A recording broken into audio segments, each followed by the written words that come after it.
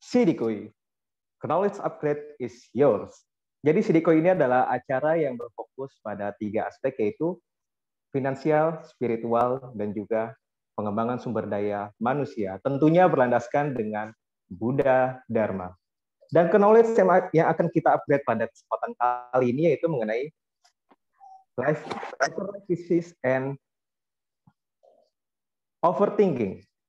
Nah, terus sama ini juga ya, dalam acara Sidikoy pada kesempatan kali ini itu juga spesial dengan yang kemarin baru kita rayakan, yaitu dengan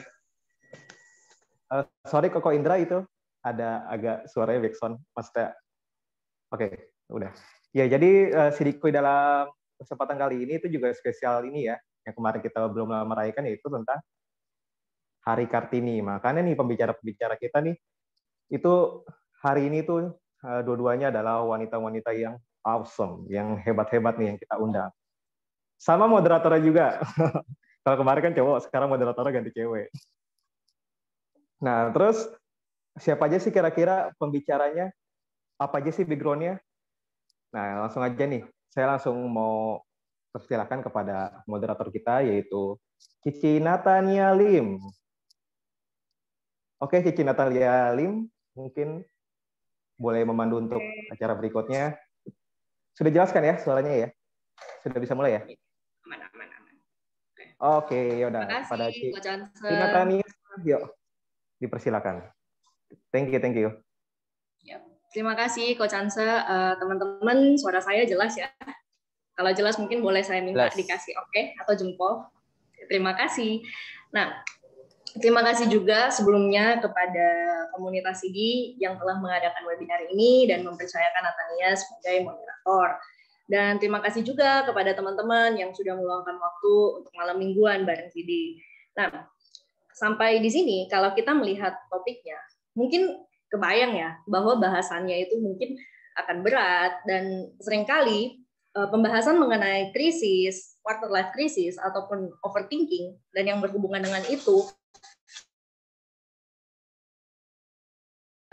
kita takuti atau enggak kita hindari. Dan mungkin juga di sini ada yang belum tahu quarter life crisis dan juga overthinking itu sebenarnya apa sih gitu. Apakah ini sesuatu yang sudah ada sejak dulu atau ini cuma sekedar tren yang diciptakan oleh anak-anak zaman now. Nah, untuk itu bersama kita sudah hadir 2 orang narasumber yang sangat-sangat inspiratif dan juga sudah sangat berpengalaman di bidangnya. Jadi yang pertama adalah seorang psikolog anak dan keluarga. Selamat malam, Mbak Samantha. Nah, sekilas tentang Mbak Samantha, ketertarikan beliau untuk menjadi psikolog sudah muncul sejak kecil. Jadi berawal dari sepupu yang kebetulan pada saat itu kuliah psikologi. Jadi Mbak Samantha juga mendapat akses untuk baca-baca, kepo-kepo gitu ya, buku-buku tentang psikologi. Dan kemudian mendapat insight bahwa ini sesuatu yang fascinating, ini sesuatu yang sangat menarik gitu, bahwa perilaku manusia, sikap-sikap kita itu bisa dipelajari dan ada ilmunya.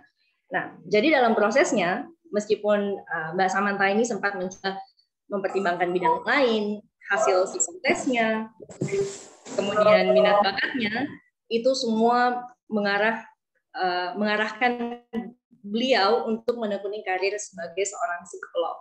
Dan hingga saat ini sudah berjalan selama 5 tahun. Bukan cuma melayani klien dari berbagai latar belakang, Mbak Seng juga merupakan seorang pembicara dan juga seorang content creator.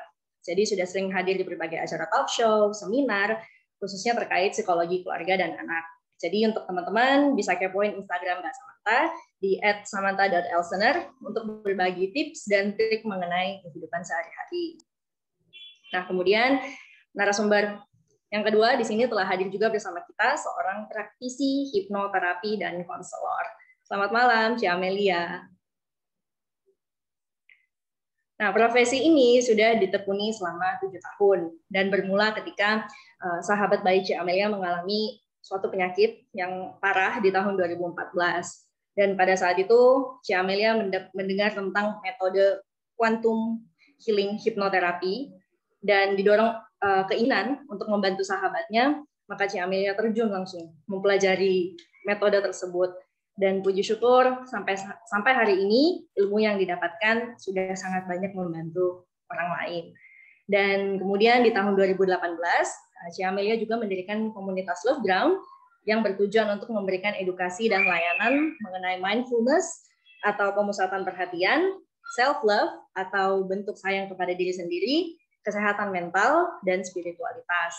Jadi teman-teman bisa kepoin Instagram Cia Amelia di @ameliadevina777 ataupun Instagram Love Ground Co untuk informasi seputar spiritualitas dan kesehatan mental. Nah, sebelum kita mulai, sabar ya, teman-teman pasti udah nggak sabar, sama saya. Tapi sebelum kita mulai, kita akan memaparkan aturan untuk webinar malam ini. Jadi, kedua narasumber kita akan memaparkan materi kurang lebih selama 15-20 menit.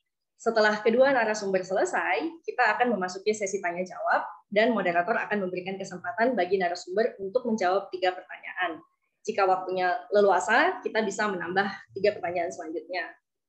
Kemudian, peserta boleh mengetik pertanyaan di kolom chat atau bertanya secara live dengan menekan tombol raise hand terlebih dahulu. Dan di akhir acara, kedua narasumber akan memilih 2 pertanyaan terbaik sebagai pemenang giveaway. Hadiah giveaway-nya apa? Akan mendapatkan tumbler eksklusif dari CD. Dan teman-teman juga perlu diketahui bahwa webinar ini tidak bermaksud menggeneralisir mengenai isu mental ataupun menggurui. Di sini kita hanya berbagi informasi mengenai topik terkait. Jadi kemungkinan apabila ada di antara kita yang mengalami permasalahan mental, semoga hal ini bisa membantu memberikan sudut pandang ataupun bisa memberikan pertimbangan yang positif. Dan apabila isunya cukup parah, sebaiknya dikonsultasikan dengan praktisi profesional. Dan tentunya tidak terbatas pada acara kita malam ini, tidak terbatas pada narasumber kita, tetapi disesuaikan dengan kebutuhan dan juga kata hati masing-masing individu. Nah, nggak usah lama-lama lagi, kita langsung masuk ke sesi pertama. Kepada Mbak Samantha, waktu dan layar dipersilahkan. Terima kasih, Natania. Terima kasih juga untuk semua tim CD yang sudah mengundang saya malam hari ini. Salam kenal, saya Samantha, saya seorang psikolog anak dan keluarga. Seperti yang tadi sudah diperkenalkan oleh Natania. Untuk mempersingkat waktu, saya mau nanya sebetulnya. Karena ini konsepnya kita diskusi ringan ya, jadi teman-teman kalau mau menanggapi, boleh langsung chat di kolom chatting. Nanti kita bisa bahas setelah Cici Amelia. Cici Amelia sudah naik ke atas panggung, lalu di akhir acara kita bisa tanya jawab gitu ya. Tapi selama proses ini boleh, kalau mau langsung menanggapi silahkan di kolom chat. Saya mau nanya nih, sebelum kita mulai bahas quarter life crisis, saya yakin soalnya teman-teman di sini udah banyak yang tahu quarter life crisis itu apa, overthinking itu apa. Ya, kenapa saya bilang udah banyak yang tahu? Karena selama 1 tahun terakhir, terutama karena pandemi ini, banyak sekali tenaga kesehatan mental, tenaga profesional kesehatan mental yang lagi naik daun. Ya, di berbagai sosial media. Entah itu di Facebook, di Instagram, di YouTube, di TikTok, semua kesehatan mental. Yang akhirnya nanti berujung, gue punya isu kesehatan mental apa ya? Saya punya isu kesehatan mental apa yang tadinya nggak kepikiran bahkan. Justru karena awareness atau kesadaran yang sedang digaungkan oleh tenaga profesional, kita jadi bertanya sama diri kita sendiri. Ya, tapi kali ini saya nggak mau bertanya isu kesehatan mental yang teman-teman miliki apa, tapi saya mau bertanya beberapa hal. Silahkan langsung dijawab, siapin kertas atau diketik di notes di handphonenya masing-masing. Ya, oke, udah siap nih ya. Sebelum jawab, kita tarik nafas dulu.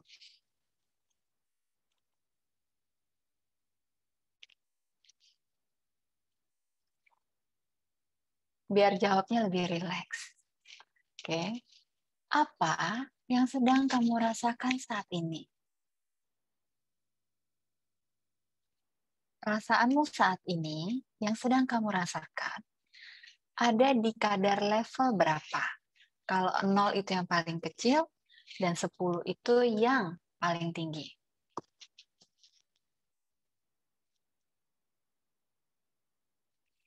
Apa yang sedang kamu butuhkan saat ini?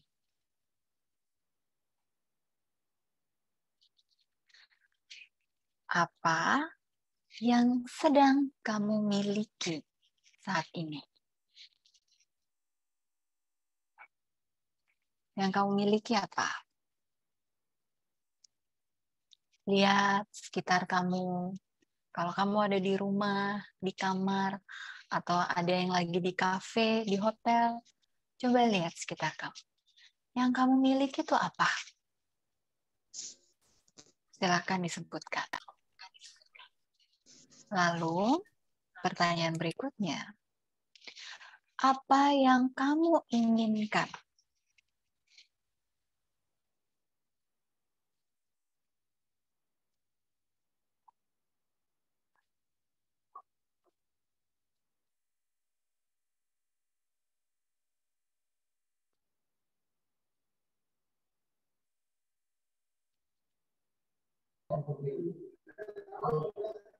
Oke, kalau sudah saya lanjut lagi ya. Pertanyaannya akan semakin mendalam. Siap-siap ya jawabnya. Apa yang akan membuat kamu berhenti memilikinya?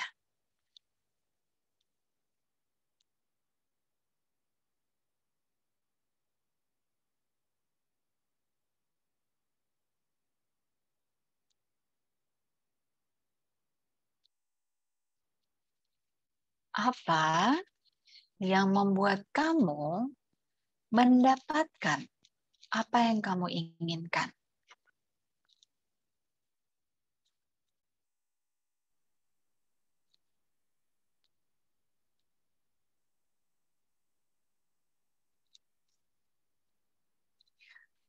Apa yang akan membuat kamu merasa tidak puas?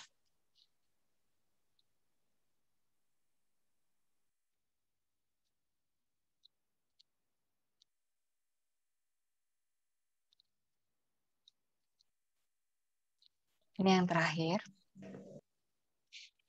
Apa yang akan membuat kamu merasa lebih baik?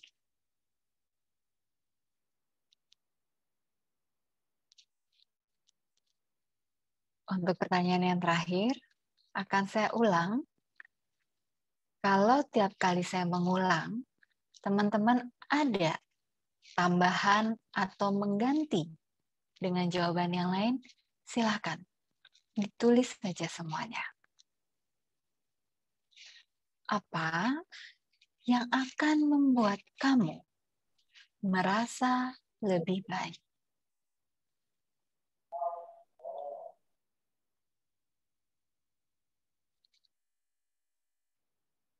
Dijawab dengan sungguh-sungguh, tanya ke dalam diri. Apa yang akan membuat kamu merasa lebih baik?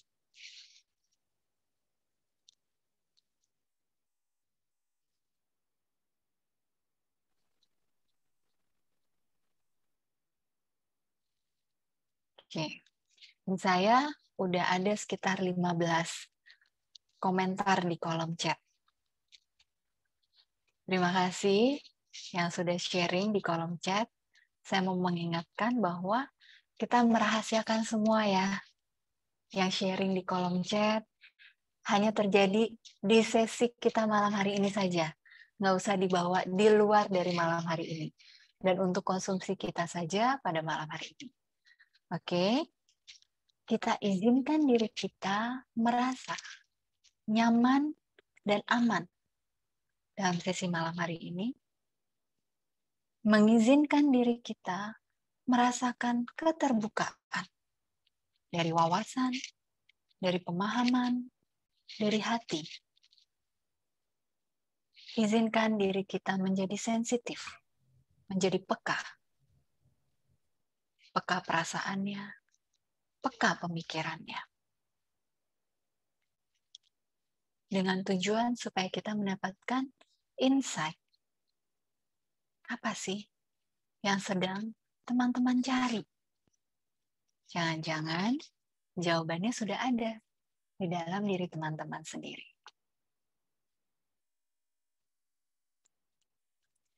Nah, bicara tentang quarter life crisis, ini pertama kali digaungkan oleh Robinson dan teman-temannya di London, di University of Greenwich. Jadi mereka meneliti. Awalnya tuh ceritanya gini. Di psikologi ada teori psikososial yang dikembangkan oleh Erik Erikson.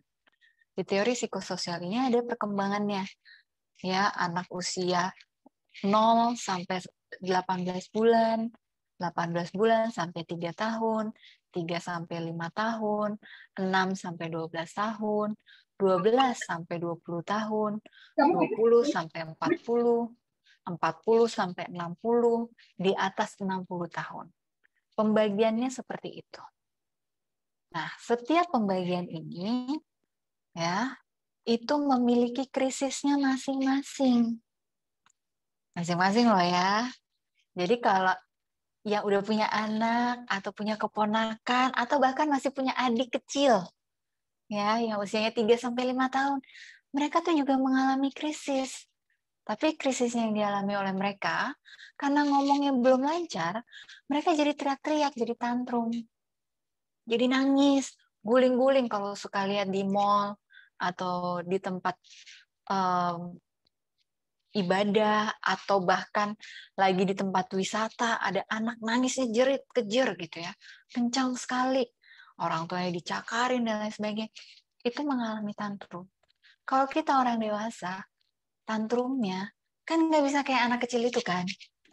Jadi tantrum yang kita alami itu sifatnya ada dua, destruktif ke dalam diri kita atau destruktif ke luar diri kita.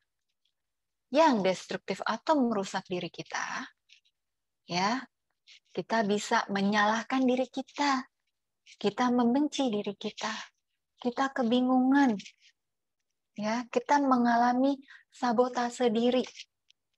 Daripada ngelakuin itu, ngelakuin ini aja deh. Padahal yang itu udah jelas lebih baik.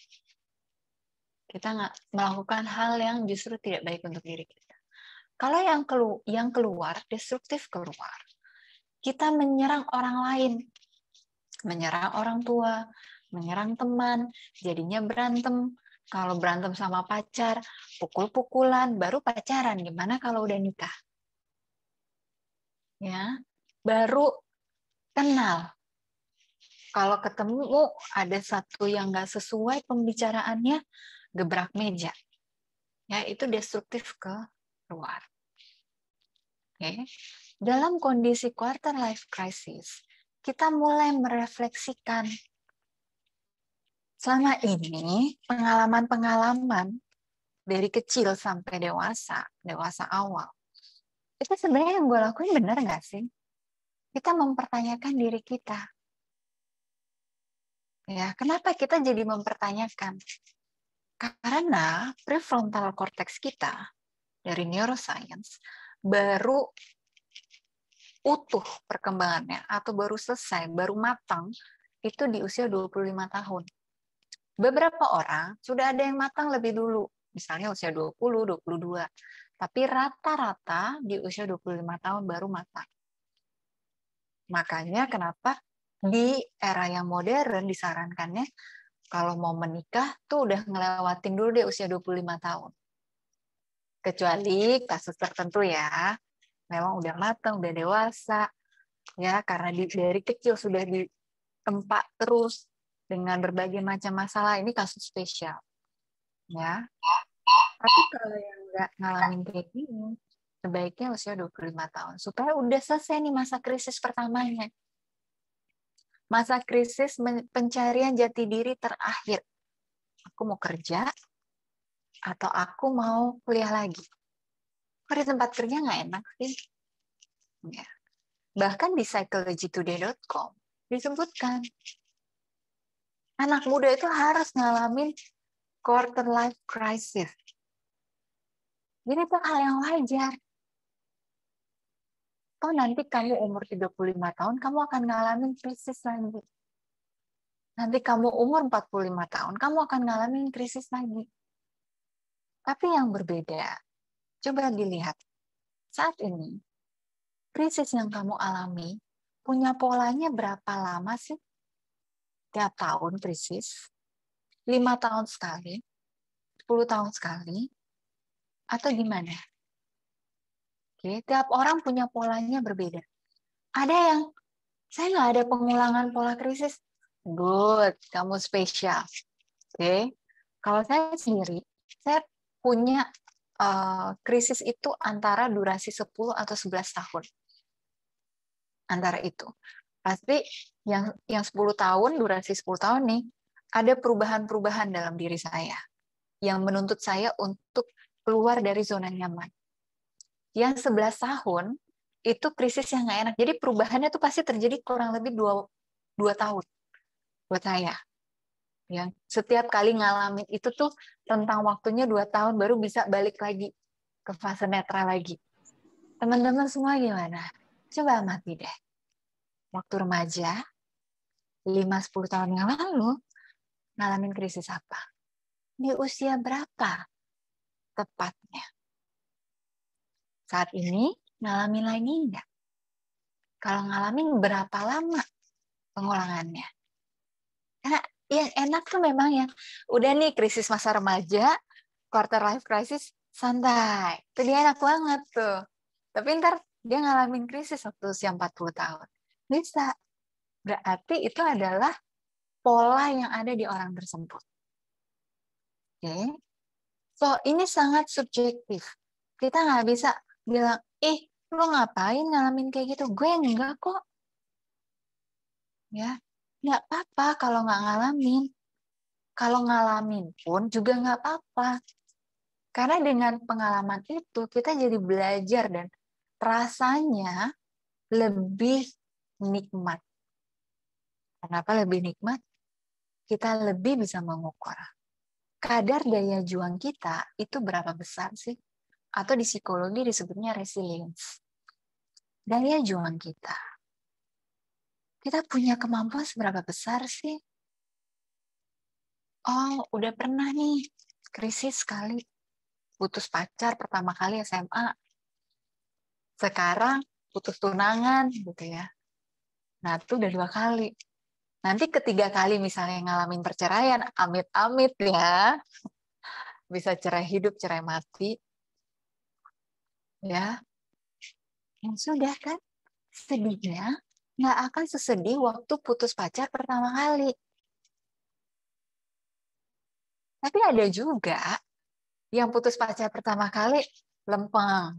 Quarter life crisis, putus sama tunangan, nggak jadi nikah, lempeng. Begitu nikah, cerai mati kebetulan, sedihnya banget, hancur banget. Ada. Karena itu, setiap orang punya polanya sendiri-sendiri. Coba cermati. Teman-teman, polanya kayak gimana? Untuk khusus diri kamu sendiri. Dengan mempelajari pola ini, kita akan mengurangi overthinking kita. Karena overthinking biasanya hal-hal yang berkaitan dengan masa depan. Belum kejadian. Belum. Aduh, nanti gimana kalau nggak punya kerja? Padahal belum lulus kuliah, misalnya. Aduh, gimana nanti kalau ini? Saya sendiri juga masih ada bawaan overthinking. Tapi saya selalu membuat bagaimana caranya saya bisa mengelola overthinking saya. Satu yang sering saya lakukan, jalan ninjanya nih ya, meditasi. Itu udah wajib deh kalau buat saya. Itu kalau kehilangan 1 hari nggak meditasi, rasanya itu langsung terganggu. Ya. Kemudian bernafas. Ya. Bahkan saya sekarang lagi baca buku tentang bernafas. Bentar, saya kasih lihat ya bukunya. Bukunya ini. Ya. Buku ini bagus sekali. Ini ada berbagai macam hasil penelitian, ada berbagai macam cara yang sebetulnya dari teknik nafas yang berbeda-beda, itu sangat mempengaruhi kesehatan kita secara fisik dan secara mental. Ya. Saya baru baca buku ini baru sekarang, karena ini baru ada tahun 2020 lalu terbitnya. Tapi saya mempraktekkan itu sudah dari belasan tahun yang lalu. Nafas saya jadi terasa lebih panjang. Ya, saya lebih tenang. Sampai orang tuh kadang suka bingung. Lo kok bisa sih, Sam? Apa aja lu cuma senyum? Gak kelihatan marah. Ya ngapain ya, marah, buang-buang energi. Perasaan marahnya tetap ada nggak? Iya, ada. Tapi tidak bersifat merusak. Merusak diri atau merusak orang lain. Karena dampaknya akan lebih besar ketika perilaku marah yang merusak. Merusak diri, apalagi merusak orang lain. Oke. Di setiap krisis, kenapa tadi saya bilang, kalau yang ngalamin krisis, dimanapun periode usia teman-teman yang ngalamin krisis, itu adalah suatu hal yang bagus. Karena ketika kita mengalami krisis, saya ingat filosofi dari China ya, itu arti kata krisis di dalam bahasa China itu artinya ada dua. Satu mengandung arti bahaya, yang satu mengandung arti peluang atau kesempatan. Di mana ketika ada bahaya pasti ada kesempatan. Ya. Dan ini akan membawa kita pada keberuntungan. Contoh nih ya, tahun lalu banyak banget pelaku usaha kuliner itu terancam karena ada pandemi dan lockdown. Beberapa dari yang saya kenal, karena mereka punya pemahaman krisis ini sesuai filosofinya China, ada peluang. Apa peluangnya? Mereka berfokus dengan peluang. Jualan apa? Jualan masker. Itu langsung mendatangkan masker dari China. Nggak tahu caranya ngejualnya gimana, karena waktu itu benar-benar kalau mau jadi distributor utamanya di Indonesia, harus beli langsung 100.000 masker dan APD. Baru dikirim tuh dari China. Ya, nanti dia baru distribusiin tuh ke rumah sakit, kemana gitu. Ya, tapi akhirnya bisa survive, malah mendatangkan keuntungan, mendatangkan bisnis baru. Nah, di teman-teman semua yang sedang mengalami quarter life crisis atau sering sekali mengalami overthinking, ya, krisis itu selain bahaya dan peluang, tapi krisis sebetulnya terjadi satu langkah sebelum kita memutuskan apa pilihan kita. Apa pilihan hidup kita? Kalau kata Robinson dan teman-temannya di London itu, ada 4 tingkatannya. Kita merasa terkunci, kita merasa terpisahkan, kita merasa butuh pencarian, lalu kita membangun kembali. Begitu kita ada di tahapan kita membangun kembali, kita memilih. I choose to rebuild my life. I choose to love myself. I choose to end the crisis. Seketika tuh krisis hilang dari diri kita. Seketika. Karena kita sudah mulai ada yang namanya motivasi intrinsik dari dalam diri kita. Motivasinya lahir dalam diri kita. Saya mau menyudahi krisis ini. Saya nggak mau bimbang lagi. Oke. Tapi yang belum, yang masih merasa terkunci, merasa terpisah, ya mau nggak mau butuh motivasi eksternal atau ekstrinsik dari orang lain. Seperti yang malam ini nih diadakan oleh teman-teman CD, ini mau memberikan motivasi sama teman-teman. Yuk, supaya jangan merasa terkunci dan terpisah lagi. Terima kasih loh, sudah meluangkan waktunya malam minggu, malam yang asik untuk belajar mencintai diri. Nah, ketika kita belajar mencintai diri, kita belajar mengenal diri kita. Kita belajar mengetahui potensi apa yang paling dalam ada dalam diri kita. Kita belajar peduli dengan diri kita. Kita belajar respect, menghargai diri kita. Karena ketika kita sudah menghargai diri kita tuh tahu energi mana yang akan datang ke kita. Kalau di penelitiannya ya, dari level frekuensi energi atau perasaan kita, itu minimal kita harus ada di level 300 Hz. Itu tuh level yang kesadaran dulu. Belum di level cinta, belum di level kita tenang, damai gitu ya, blissful, belum. Itu baru di level I'm conscious. Saya penuh kesadaran. I'm aware of. Itu 300 Hz. Di bawah itu, kita masih ngerasain semua perasaan negatif, itu ada di level bawah. Marah, sedih, malu. Malu ada di level paling bawah. 0 level energinya. Ya, nggak nunduk, jalannya nunduk. Ada orang yang kita suka kabur, nggak mau ketemu tuh malu. Ya. Bagaimana kita menjaga level kesadaran ini? Minimal 300 Hz. Dari hasil penelitiannya, kita perlu rutin yang namanya latihan mindfulness. Mindfulness itu sederhana. Latihan semua indera kita latih. Apa yang kita lihat? Ya. Apa yang kita hirup? Bau apa sih? Gitu. Ya, kalau perlu ganti-ganti deh. Ciumin aja tuh bau bawang merah, bawang putih, bawang bombay,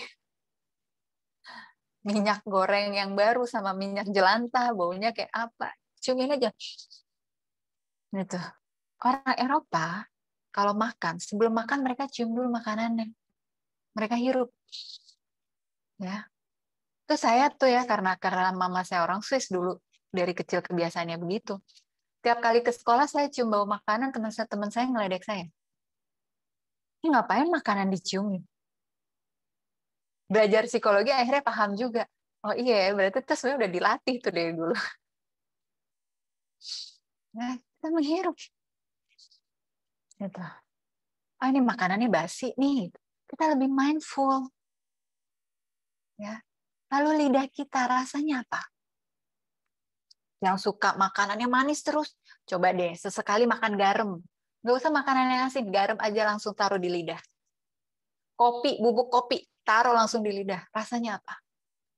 Keberagaman rasa itu akan menumbuhkan gairah dalam diri kita karena mengirimkan sinyal ke otak kita untuk merespon sesuatu yang berbeda.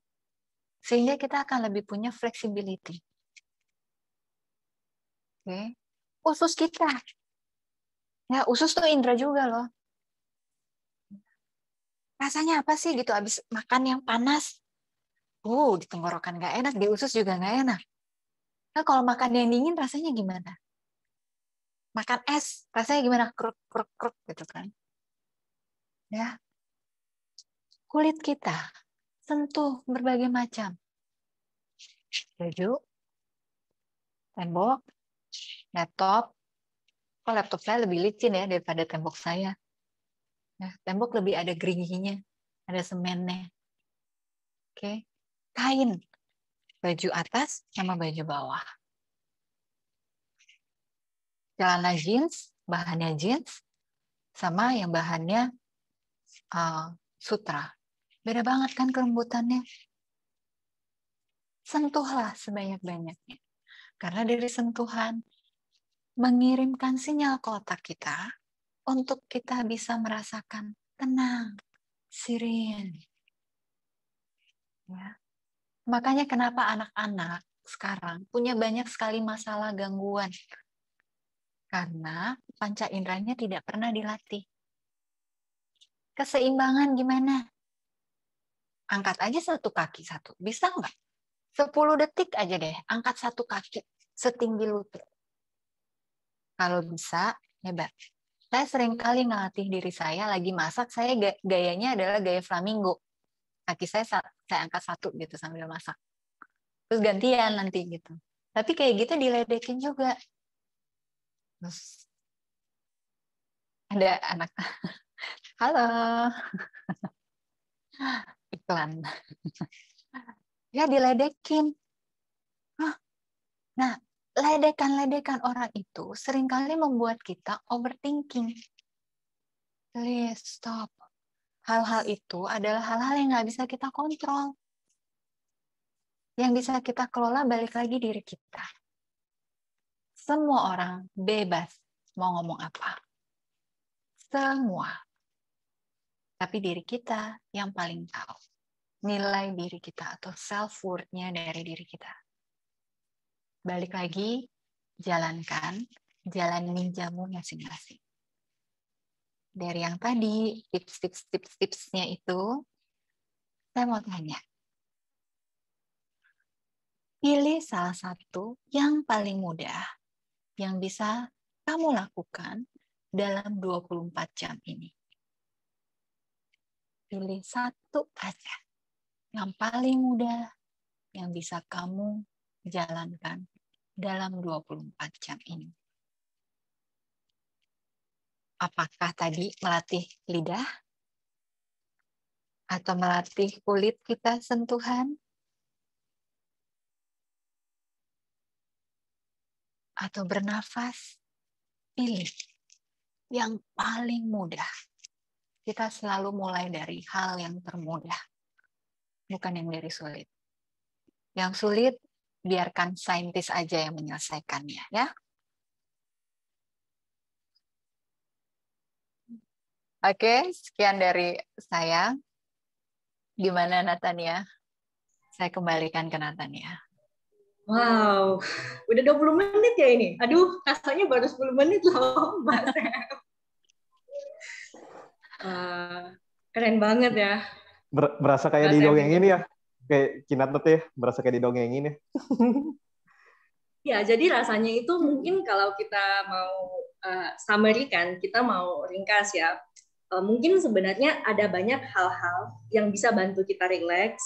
Dari hal sederhana napas, dengan tarik napas aja, sesuatu yang simple seperti itu bisa buat kita rileks. Kemudian dengan kita menghirup aroma tertentu, atau mungkin dengan kita merasakan sesuatu, melatih indera kita, itu rasanya itu bisa membantu gitu. Tapi mungkin kita terlalu sering pikir ini, pikir itu, aduh kata orang ini, kata tetangga ini, kita jadinya overlook gitu. Kita nggak menyadari hal-hal kecil yang sebenarnya kita bisa apresiasi, dan kemudian hal kecil itu akan membantu kita untuk menjadi lebih mindful.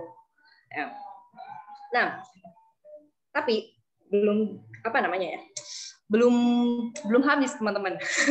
Tadi kan kita udah dengar dari penjelasan dari Mbak Sam tentang latar belakang psikologisnya itu seperti apa. Kemudian ada tips tentang bagaimana kita memberikan diri sendiri pertanyaan, kemudian belajar melihat ke hal-hal kecil. Nah, sekarang kita akan mendengar sharing dari Mbak Amelia mengenai bagaimana sih menilai krisis ini dan juga overthinking ini dari sudut pandang spiritual, terutama mungkin kaitannya dengan quantum healing dan bagaimana caranya kita bisa menemukan solusi yang juga kita dapat terapkan dalam kehidupan sehari-hari. Nah, waktu dan layar kita persilahkan kepada Mbak Amelia. Oke, thank you banget semuanya. Selamat malam, nama budaya buat teman-teman semua. Dan terima kasih buat teman-teman CD yang sudah ngajak aku sharing malam ini. Terima kasih juga buat teman lama Bu Susan. Dan aku lihat di sini ada nama-nama juga di layar kita ya yang aku kenal. Jadi aku thank you banget juga teman-teman sudah hadir. Dan Kak Samantha, thank you banget juga sharingnya. Very insightful dan juga bikin aku happy, senyum-senyum sendiri pas denger. Aku tuh pengen kayak dalam hati tuh pengen balas dengan parodi gitu. Cuman kan waktunya ngomong dan nggak bisa disambung. Jadi kayaknya udah gatel banget. Itu super lucu banget beberapa komentarnya. Jadi thank you so much. Nah, mengenai topik kita quarter life crisis dan overthinking, tadi aku rasa Sam juga udah banyak cerita. Aku mungkin mau cerita, hopefully hal yang juga kita relevan dan juga mungkin teman-teman hopefully juga bisa dapat insight. Jadi sekian bulan lalu aku diajak sharing di komunitas perempuan, dan perempuan-perempuan ini semuanya masih muda, jadi belasan tahun sampai usia kuliah. Kemudian di komunitas tersebut curhatannya adalah banyak dari mereka yang merasa insecure katanya. Insecure karena apa? Karena ntar gimana ya kalau misalnya nilainya jelek. Ntar gimana ya kalau misalnya nggak dapat kerja. Terus gimana ya kalau dapat kerja nanti ternyata tidak sesuai harapan. Gimana ya karena merasa belum sebanding dengan teman-temannya yang sudah punya A, B, dan C. Nah, lucunya teman-teman di sini, anak-anak muda perempuan ini kemudian bilang gitu ya, bahwa mereka berharap mereka bisa ketemu jawabannya. Gimana sih supaya aku juga bisa nggak insecure lagi dengan problemnya mereka masing-masing. Dan waktu itu aku jawab dengan sambil bercanda tapi juga serius, bahwa guess what teman-teman, insecurity yang teman-teman rasakan sekarang, one day teman-teman akan rasakan lagi dengan bentuk yang berbeda. Jadi dia akan terus ada sebenarnya. Kita berpikir bahwa nanti tunggu kita dapat kerjaan, kita akan happy. Aku sering dikomentarin orang-orang, Mel enaknya Mel, jadi lu kerjain sesuatu yang lu suka. Teman-teman kira jadi seorang Amelia itu selalu enak, kerjain hal yang sesuai passion itu nggak pernah nggak enak, nggak pernah nggak capek, coba tanya sama Sam gitu ya. Nggak pernah bosen, masa nggak pernah merasa, aduh gitu. Pernah juga teman-teman. Ada yang bilang, enak ya Mel, lu bisa bebas, lu bisa pergi kemanapun dan sebagainya. Tapi apakah teman-teman tahu juga bahwa ya aku memang bisa pergi bebas kemanapun, tapi aku juga tidak mendapat gaji misalnya seperti teman-teman yang kerja kantoran. Jadi selalu ada yang bisa kita banding-bandingkan. Dan kalau kita nunggu untuk sampai di sana baru bahagia, mungkin kita nggak akan pernah bisa bahagia. That's the truth, dan itulah cerita pahitnya, teman-teman. Seorang businessman pengen bisa meninggalkan semuanya dan pergi ke sawah. Seorang yang di sawah pengen bisa ke kota dan punya mobil mewah. Mereka mengira sampai di sana nanti mereka akan bahagia. Kira-kira kalau udah sampai di sana mereka bakal bahagiakah? Ada jaminan-kah kalau nanti kita sudah punya mobil mewah itu atau bisa beli rumah itu, kita akan bahagia?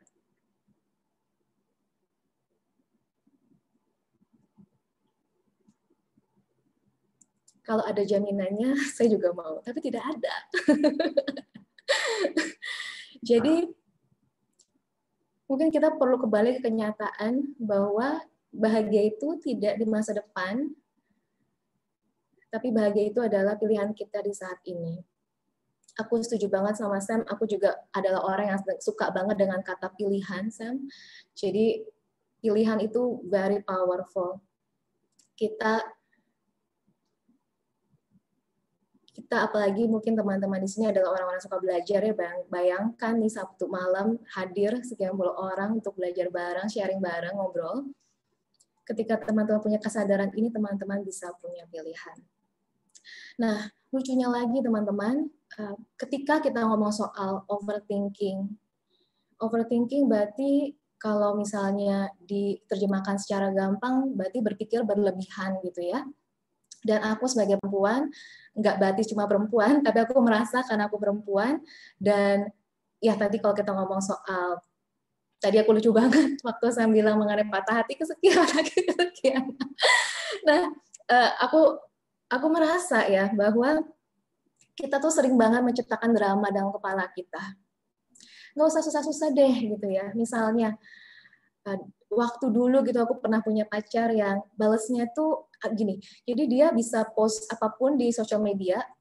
Dia mungkin bisa read story aku misalnya, tapi dia nggak balas WhatsApp aku, misalnya gitu. Kemudian pikiran kita sudah mulai berpikir, kenapa ya? Aduh kenapa ya? Dan sebagainya. Gitu kan. Nah, jadi biasanya aku nggak tahu teman-teman di sini gimana, mungkin boleh juga aku lihat di chatnya. Biasanya kalau overthinking, apa sih yang teman-teman takutkan? Apa yang terjadi? Apa responnya biasanya kalau teman-teman overthinking? Atau mungkin sadar nggak biasanya kalau overthinking? Kalau ada yang mau komentar, aku pengen lihat nih di kolom chatnya. Siapapun. Kayaknya Pak Chance mau ngetik ya, baik. Nah, jadi yang menariknya adalah ketika kita bilang mengenai overthinking, biasanya orang datang ke aku dan bilang, Mel, aku nggak mau begini lagi.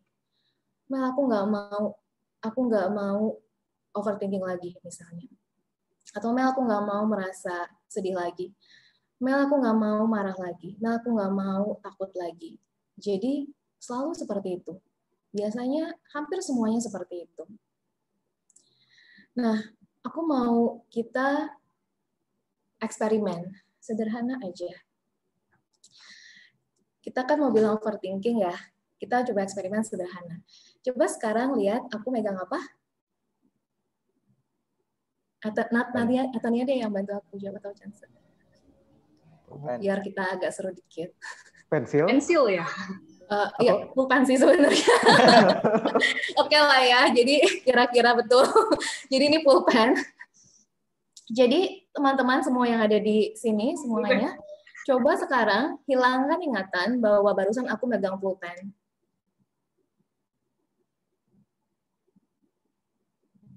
Kira-kira bisakah Natania dan Chance? Nggak bisa. Nggak bisa. Kalau ada laku banget obatnya. tapi itulah ya. Aku yakin juga teman-teman di sini atau mungkin ya Sam ketemu klien juga suka gitu ya. Gimana caranya aku bilangin trauma ini?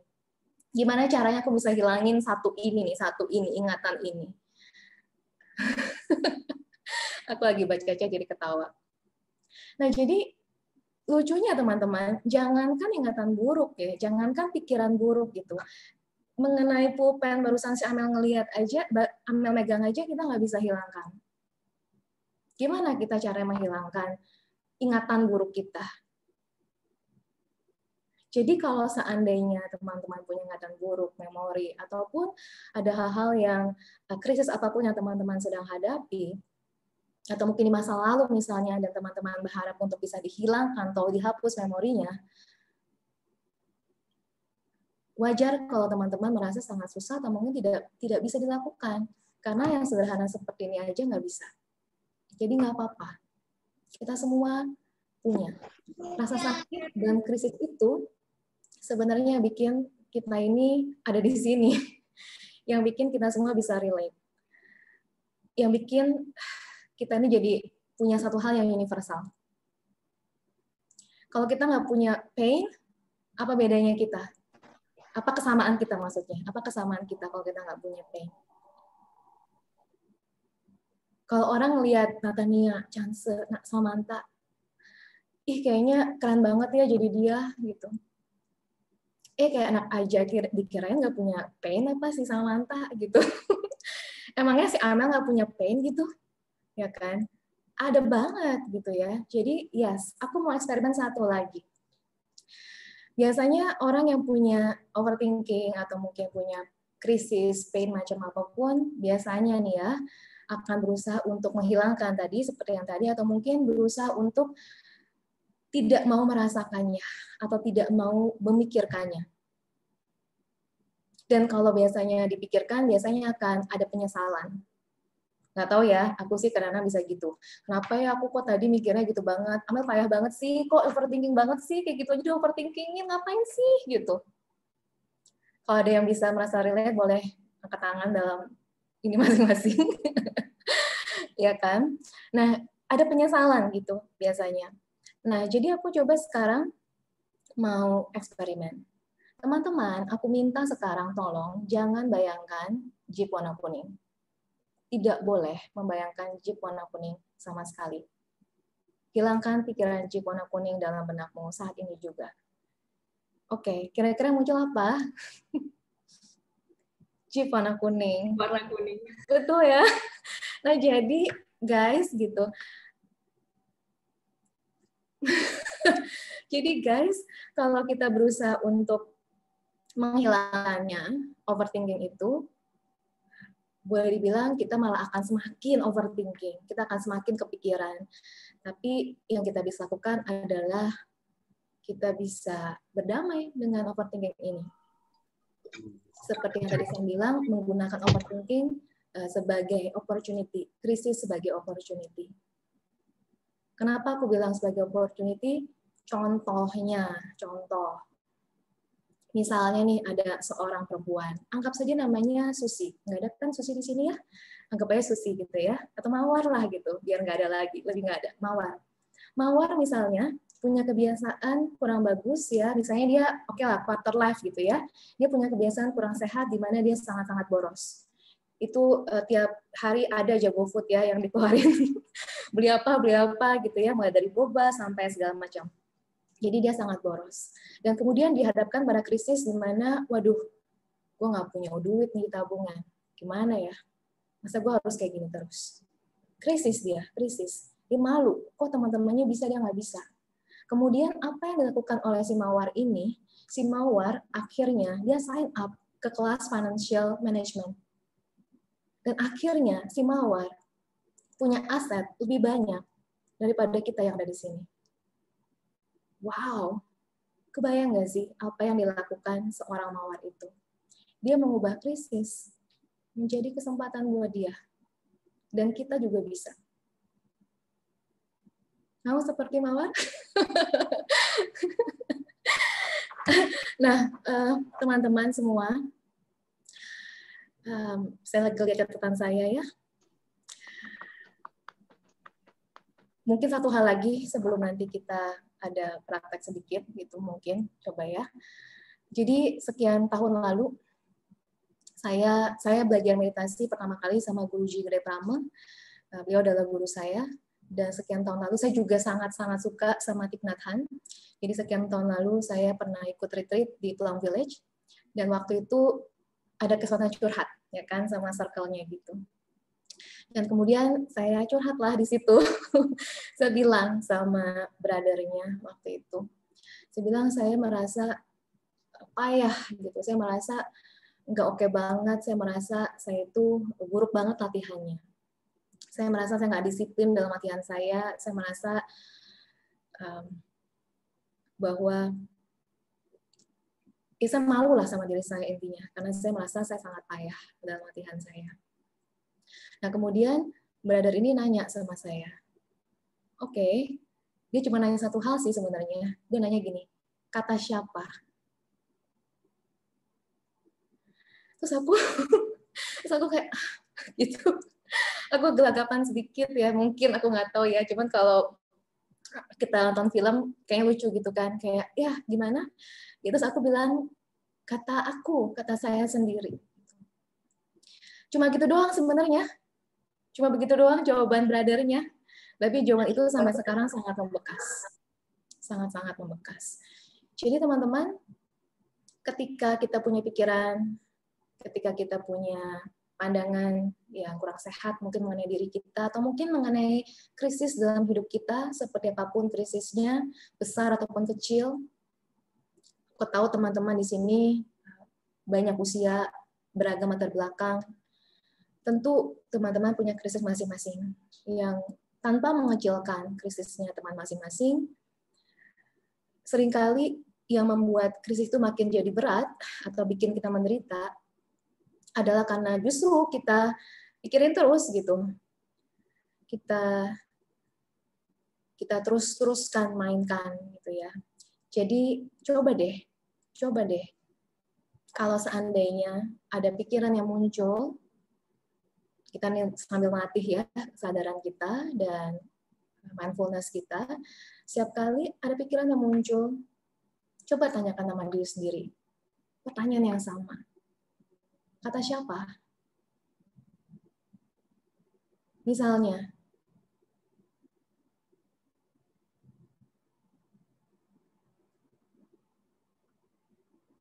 Natania, kalau misalnya kamu bisa traveling saat ini, pasti akan happy banget misalnya gitu ya. Ada jaminan kah? Gitu. Jadi aku biasanya punya 3 kalimat teman-teman untuk bertanya sama diri sendiri. Teman-teman mungkin bisa sama juga seperti aku kalau mau praktekkan. Aku suka bertanya, yang pertama adalah, apakah ini benar? Gitu. Apa benar?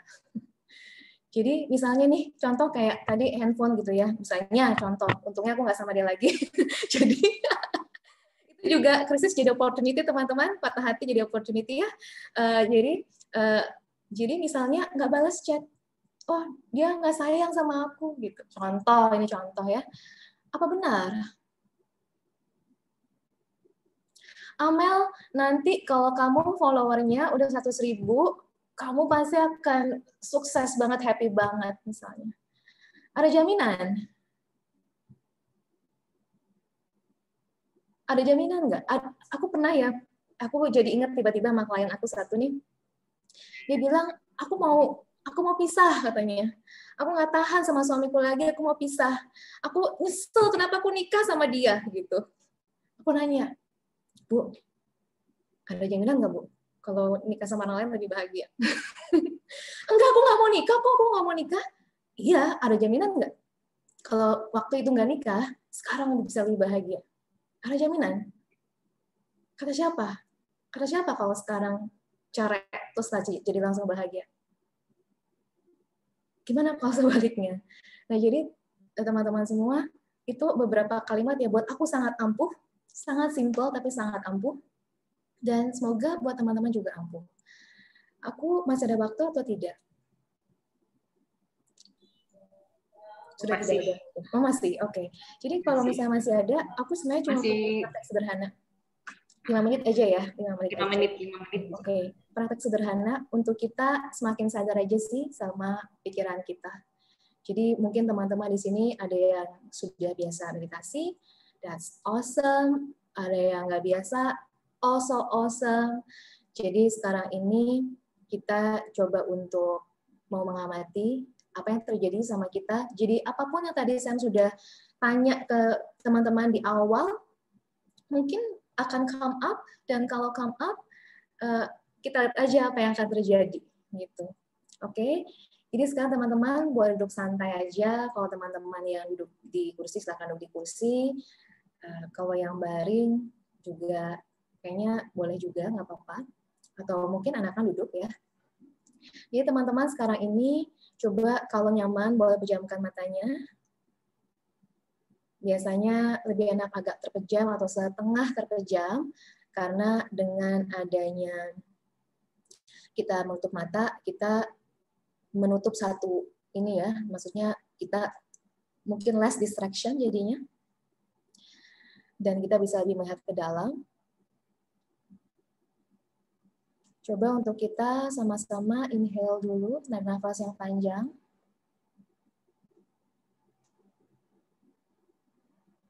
Hembuskan.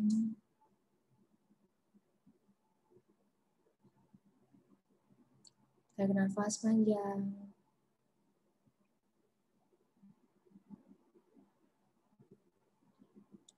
Hembuskan.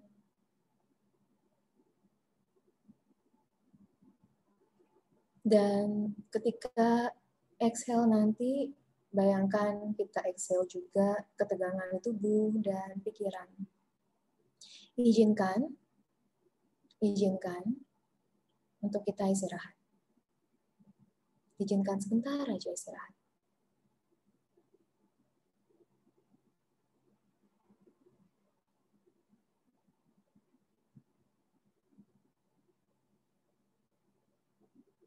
Kalau sudah, semakin tenang, biarkan nafas kita menjadi sahabat kita.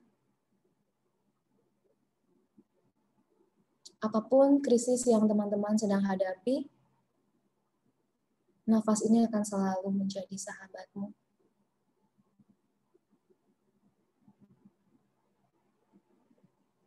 Selagi kamu masih punya nafas ini, kamu akan selalu bisa menemukan kedamaian di dalam diri. Jadikan nafas ini sahabatmu.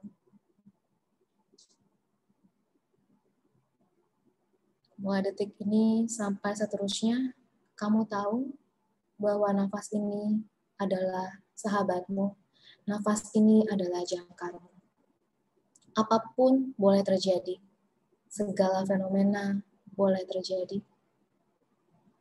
Tapi selagi kamu punya nafasmu, kamu bisa menemukan kedamaian di dalam diri. Coba pelan-pelan teman-teman sadari, seperti yang tadi sudah disebutkan, teman-teman boleh sadari mungkin suara-suara di dalam ruangan, di luar ruangan.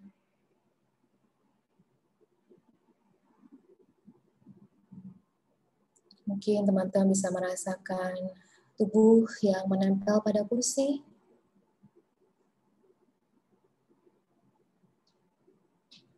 Atau bagaimana baju ini melapisi tubuh kita, mengenai kulit kita. Teman-teman bisa merasakan nafas.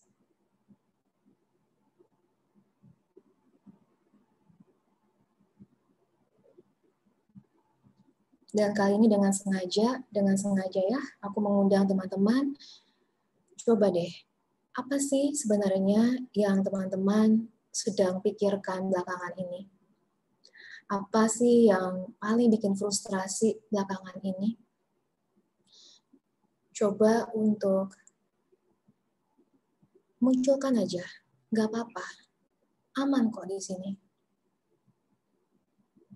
Coba sadari apa yang belakangan ini pikiran yang mengganggu. Dan coba sekarang amati pikiran ini seperti kita sedang mengamati sebuah benda. Coba kita lihat dia seperti kita melihat suatu benda, suatu objek. Coba bawa kesadaran kita dan coba biarkan agar kesadaran kita ini seperti lampu, seperti senter, menyinari apa yang kita pikirkan ini, si pikiran ini. Coba sadari dan amati pikiran ini tanpa adanya penghakiman, tanpa melabeli dia dengan sebutan apapun juga, baik atau buruk, benar atau salah. Dia hanyalah sebuah pikiran. Dan menariknya, pikiran kita seringkali hadir karena adanya persepsi kita pada sebuah kejadian atau pada seseorang. Dan menariknya, menurut Sang Buddha, 99% dari persepsi kita adalah persepsi yang keliru. Tapi tidak apa-apa. Pikiranmu ada di sini dan kamu cukup mengamatinya. Sekarang kalau sudah, coba teman-teman aku ajak untuk sambil kita mengamati pikiran ini, coba kita amati si pemikirnya.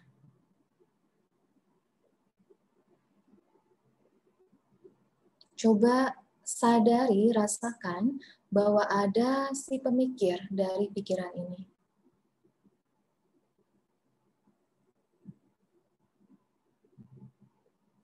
Bahwa pikiran ini muncul karena ada si pemikirnya.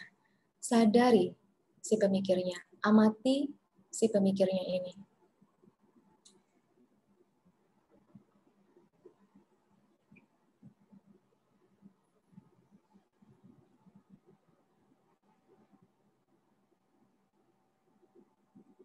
Apa yang menarik dari si pemikir ini? Dan coba sadari bahwa di balik pikiran dan si pemikir ini ada yang mengamati semuanya. ada yang mengamati semuanya. Coba rasakan, dan jadilah si pengamat tersebut.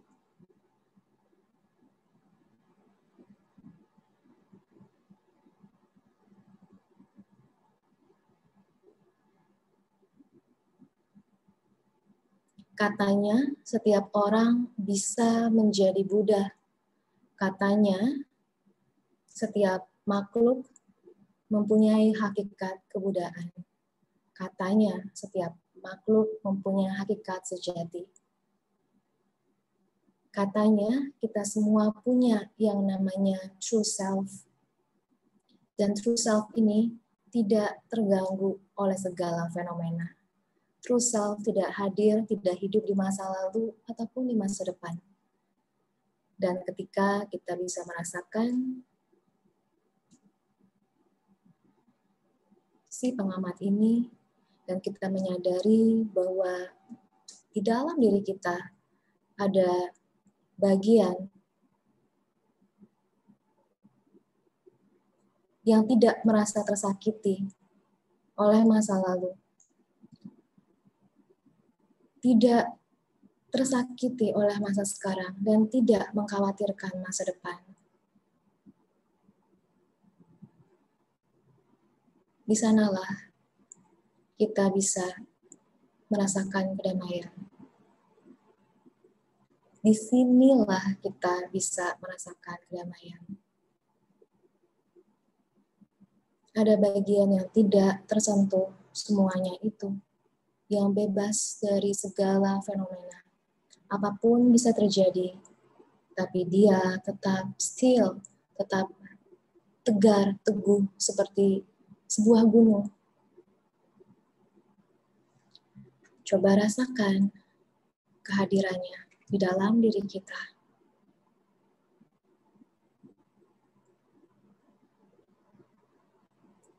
Oke.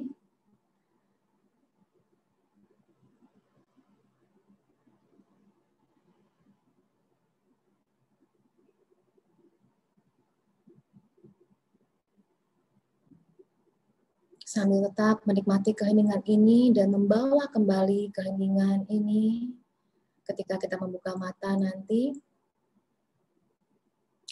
aku ingin teman-teman mulai menyadari keberadaannya saat ini dalam ruangan, dan kemudian kembali mempercepat sedikit nafasnya, menggerakkan tangan dan kakinya, dan kemudian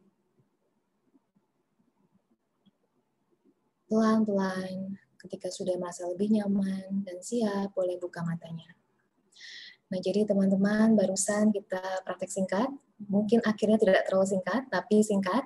Dan tadi aku yakin banget yang Sam cerita, yang aku cerita, aku nggak tahu ya, tapi Sam juga tadi bilang, aku sendiri merasa aku juga mempraktekannya gitu setiap hari. Dan benar kata Sam, kalau nggak praktek itu nggak bisa gitu ya. Aku nggak yakin bisa hidup sampai sekarang kalau aku nggak praktek semua yang aku udah ngomong tadi gitu.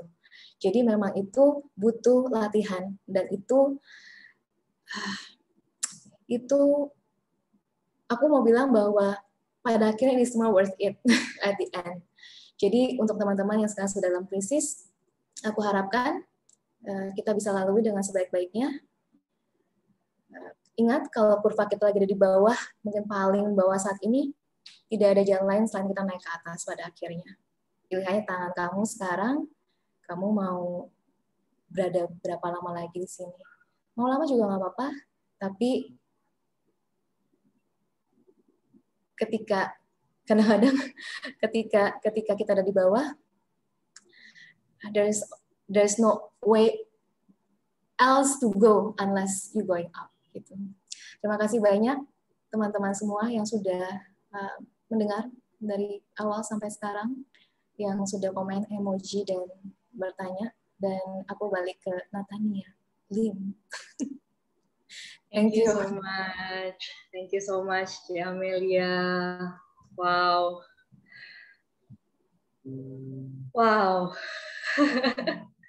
Speechless ya teman-teman ya. gimana ya disampaikannya. Mungkin yang kita bisa tangkap dari Ci Amelia tadi, yang pertama ketika pikiran-pikiran itu mungkin makin susah dikendalikan, ketika kita merasa di titik paling rendah, di situ kita harus take a pause. Di situ kita harus ambil stop sejenak, kita berhenti sejenak, kita tarik nafas, dan kita kembali ke momen ini. Sebenarnya yang ada di momen ini itu siapa? Gitu. Dengan caranya tadi juga sudah diajarkan dengan sangat runtut, dan rasanya mungkin hal ini cukup mudah untuk kita praktikkan bareng-bareng ya. Karena jujur, Nata sendiri itu bukan orang meditasi. Kemarin-kemarin sempat berpikir bahwa meditasi itu susah gitu kan, nggak bisa fokus, nggak bisa ini. Tapi setelah hari ini, dari penjelasannya Mbak Samantha, dari penjelasannya Mbak Amelia, Nat itu belajar gitu kan, secara pribadi belajar bahwa meditasi itu bisa kok gitu. Tapi kita fokusnya ke hal apa? Apakah kita fokus dengan sesuatu yang destruktif, sesuatu yang menghancurkan kita, ataukah kita malah fokus ke diri kita sendiri, fokus ke hal-hal yang kita bisa rasakan, dan fokus bahwa sebenarnya ketakutan-ketakutan kita, aspirasi kita, itu semua nggak ada jaminannya. Gitu. Kembali kepada diri kita sendiri, kita mau memilih untuk bertahan di hal-hal yang negatif, atau kemudian kita pelan-pelan melatih diri untuk berfokus kepada kepada hal-hal yang bisa kita lalui, kepada present, kepada momen yang ada saat ini. Nah, sekarang nggak terasa ya teman-teman, di sini kita udah sampai ke sesi tanya jawab. Teman-teman yang mungkin mau bertanya langsung boleh raise hand, bertanya langsung, atau mungkin masih dipikirkan pertanyaannya. Untuk saat ini tadi kita sudah ada rangkuman pertanyaan yang muncul di chat. Nah, pertanyaan pertama ini dari Kak Arika Maria. Nah, tapi berhubung pertanyaan Kak Arika ini kan ada beberapa ya. Berkenankah Kak Arika kalau seandainya kami memohon kesediaannya untuk langsung ngobrol bareng kita saat ini, menanyakan langsung kira-kira mana nih hal yang paling ingin ditanyakan? Halo, selamat malam Kak Nia. Selamat malam. Ya, tadi pertanyaanku lebih ke Mbak Sam ya. Itu memang pertanyaan yang pertama itu apakah mungkin quarter life crisis itu tidak diselesaikan dengan baik walaupun udah lewat umurnya, dan itu pengaruhnya seperti apa? Terus apakah ada bedanya menghadapi masalah quarter life crisis sama masalah yang emang ada sehari-hari gitu. Terima kasih.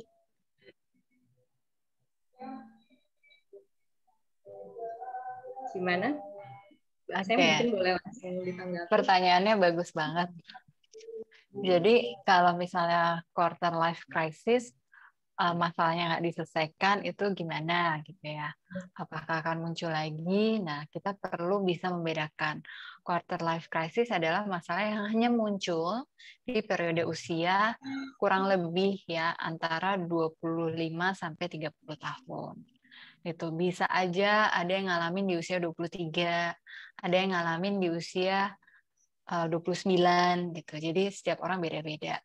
Nah, di sini adalah ketika kita mengalami kebimbangan untuk memutuskan sesuatu hal yang berkaitan dengan peran kita di masa mendatang. Makanya disebutnya quarter life crisis. Kalau nanti di usia 40-an kita akan ngalamin midlife crisis. Nah, isunya udah berbeda lagi tuh di usia 40-an. Terus menyambung pertanyaan yang kedua, beda nggak sama masalah yang udah muncul sebelumnya? Tentu beda. Misalnya masalah yang sebelumnya itu berkaitan dengan relasi dengan orang tua. Terus dirasa di usia 25 tahunan ini kurang lebih intensitas masalahnya jadi semakin besar. Karena kita ngerasa kita udah kerja, kita udah mandiri, kok orang tua masih nginjek-nginjek kita sih misalnya kayak gitu ya. Nah, itu akan berdampak terus sampai orang tua meninggal atau kita meninggal duluan kalau masalah itu nggak diselesaikan. Misalnya seperti itu. Tapi kalau yang benar-benar khusus karena masalah quarter life crisis, biasanya nggak akan menyebar kemana-mana sih. Yang seringkali kita salah pahami adalah masalah yang udah ada sebelum quarter life crisis, terus masih ada sampai prosesnya quarter life crisis, sama kita jadi bikin overthinking terus berlebihan, akhirnya jadi ngeblunder sendiri. Akhirnya kita berpikiran masalah itu hanya masalah yang terjadi di quarter life crisis.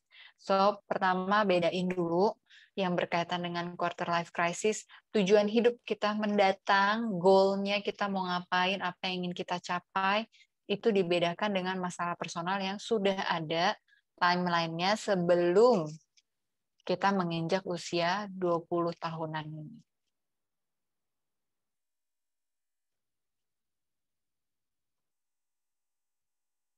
Masih termute. Bisa dipahami, Mbak Arika, atau mungkin ada tanggapan?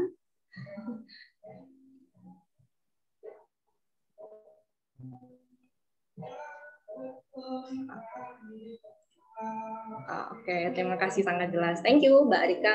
Nah, tadi sebelum kita lanjut ke pertanyaan yang ada di chat, tadi saya lihat Karyo Sanjaya ya sempat raise hand. Ini pertanyaannya mau saya bacakan atau mungkin boleh langsung dari Karyo sendiri? Dari saya saja sendiri, Kak. Suara saya sudah tersampaikan belum di sana? Jelas. Iya. Jelas. Namo Buddhaya, selamat malam kepada Kak Samantha dan Kak Amelia. Izin bertanya mengenai gangguan psikologis, yaitu apakah takut dan malu berlebihan dengan orang yang kita belum kenal, atau misalnya pada saat kita pidato menghadapi banyak orang, 100, 200, atau lebih dari itu. Nah, apakah sebelum itu kita dapat planning dengan cara meditasi yang telah Kakak ajarkan sebelumnya? Nah, kalau misalnya meditasi itu masih sulit kita praktekkan, adakah tips lain untuk melakukan supaya dapat menangani permasalahan seperti itu? Terima kasih, Namo Buddhaya. Itu saja pertanyaan dari saya.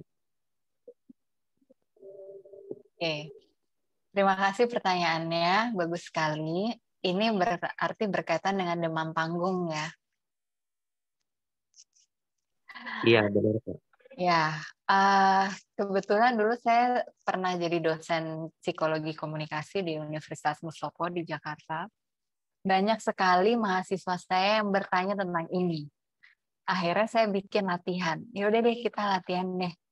Jadi baru ketika saya mengajar di situ baru ada yang melatih mahasiswa ini untuk mengurangi demam panggungnya. Kemudian yang sering saya ajarkan adalah bagaimana menguasai panggung terlebih dahulu. Nomor satu, kalau kita udah tahu kita punya rasa panik atau cemas berlebihan ketika kita mau tampil ada di atas panggung, sebisa mungkin kita datangnya itu lebih awal. Kalau musisi ya atau pemain pelakor drama dan lain sebagainya, itu datang ada gladi resiknya. Apalagi yang teater, latihannya di atas panggung itu setiap hari selama 1 bulan atau 2 bulan sebelum pertunjukannya. Nah, kalau yang performer, public speaker, atau yang tidak terbiasa selalu ada di atas panggung, sebaiknya kalau tidak ada waktu gladi bersih, please datang paling enggak 1 jam atau 30 menit sebelum acara dimulai. Tujuannya supaya kita itu familiar dulu dengan situasi itu. Kita lihat ya, panggungnya kayak gimana sih? Kalau di kantor ruang meetingnya seperti apa sih? Ukuran ruang meeting yang akan dipakai kayak gimana? Ya. Kan kalau ukuran 20 orang sama 200 orang tentu beda ya ukuran panggungnya. Kemudian ada kamera nggak? Kalau saya, musuh besarnya itu kamera. Ya, begitu udah ada kamera, ya, misalnya ke studio TV gitu, diundang sebagai narasumber, terus ketemu kamera, itu rasanya langsung, aduh, gitu, ya. Jadi yang saya lakukan apa? Saya ngobrol sama kameramennya, saya bercandain dulu, kita bikin suasananya nyaman dulu, supaya itu bukan suasana yang asing bagi diri kita, ya. Bercanda, ngobrol gitu. Kalau waktunya lebih lama lagi, itu bisa makan bareng dulu. Ya kan biasa suka dikasih apa ya, snack kotakan gitu. Tergantung sih perginya kemana. Kadang nggak ngasih, tapi ya, dikasih uang misalnya. Jadi kitanya perlu bisa menyesuaikan diri di situasi di mana kita mau kerja. Kita mau perform, kita mau tampil. Gitu. Kemudian kita jalan-jalan di atas panggungnya, di tempat spotnya kita akan nanti ngomongnya di mana. Kalau itu di studio, ya itu kita duduknya modelnya sofa atau kursi atau berdiri, gitu. Kalau di panggung podium, kita ada di balik podiumnya atau kita nggak ada, cuman ada mic, tiang mic panjang, kita harus ngomong di situ kelihatan semua, ya gerak tubuh kita, atau kayak gimana? Kita jalan, kita keliling. Boleh kok kita sentuh-sentuh dulu. Aneh nggak? Nanti aneh orang ini. Kalau ada orang kita ajak ngobrol, orang itu senyaman mungkin untuk membuat kita rileks. Karena di kondisi yang udah kita ngerasa nyaman, itu akan memudahkan kita untuk lebih tampil percaya diri. Ya. Lalu kalau ada es batu bisa dibawa, ya biasanya suka ada yang botol udah dimasukin kulkas jadi es, kita bisa bawa terus gitu ya. Kita kalau nggak ada itu cari air dingin supaya kita bisa pegang. Ketika kita memegang sesuatu yang dingin, itu kita lagi menurunkan suhu tubuh kita jadi lebih dingin. Kita cooling down. Ya, ketika kita cooling down, otak kita akan lebih rasional. Begitu udah rasional, kita balik nanya, hey, apa yang bikin lo takut?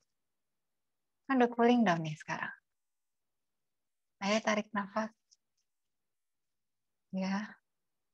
Ayo keliling. Ayo pikirin deh.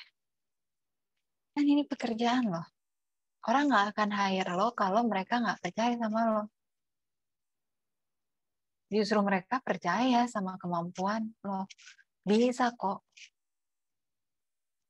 Itu self-talk. Kita motivasi diri kita. Ya, terus latihan. Latihan yang paling efektif itu di depan cermin. Atau kalau sekarang udah ada gawainya canggih-canggih, direkam deh di gawainya. Nanti akan bisa lihat sendiri kemampuannya gimana. Ya, kemampuannya ketika kita melatih diri kita dan kita rekam, akan kelihatan perkembangannya. Latihan hari ini sama latihan 1 bulan lagi. Tapi latihannya tiap hari. Tiap hari bikin video 5 menit dengan teks yang sama, diulang-ulang selama 1 bulan.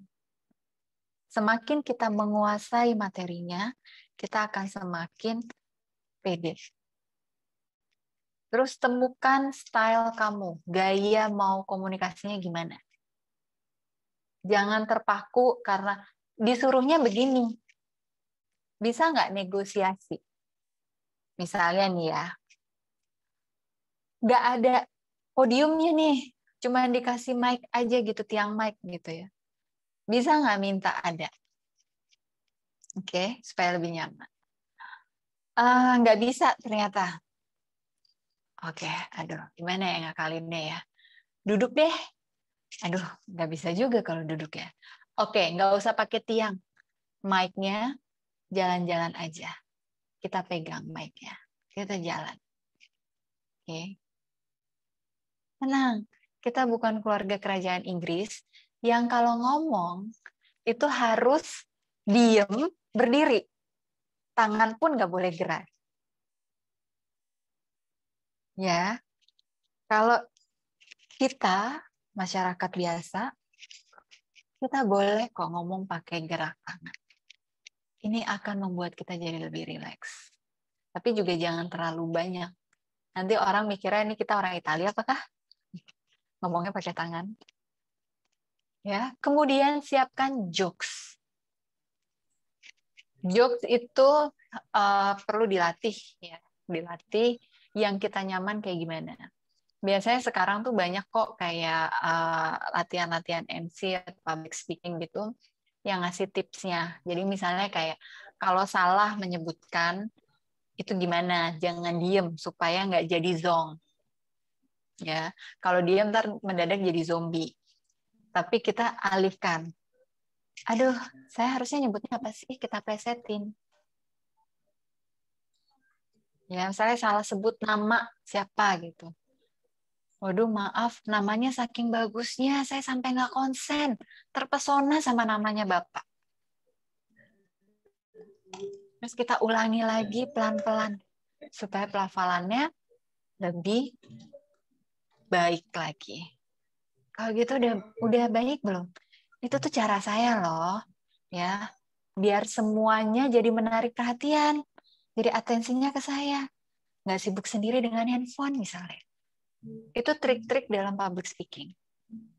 Bisa dikuasai kalau belajar mencari banyak informasinya. Sekarang saya yakin kok di sosial media tuh udah tersebar luas sekali dengan hashtag-hashtag tertentu.